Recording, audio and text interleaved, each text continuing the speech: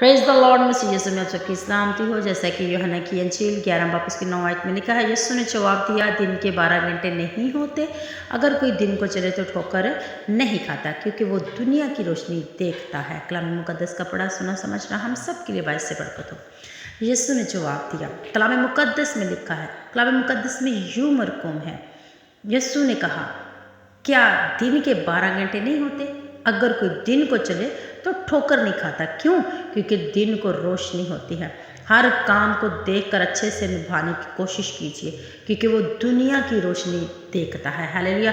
तो अक्सर लोग दिन को भी काम करते हैं, रात को भी काम करते हैं, लेकिन कलाम मुकद्दस में यूं तस्वीर किया गया है कि दिन को काम करो और रात को आराम करो। हालेलुया।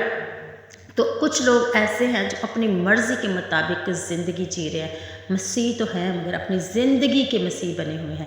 लेकिन कोशिश करें कि कलाम मुकद्दस के मुताबिक चलिए, क्योंकि हमें कलाम मुकद्दस जो सिखाता है वो सीखना चाहिए, हमें आगे बढ़ना चाहिए, यीशु को फॉलो करना चाहिए। आज लोग तरह तरह के लोगों को फॉलो करते हैं, लेकिन हमें यीशु को फॉलो करना है। हालेलुया।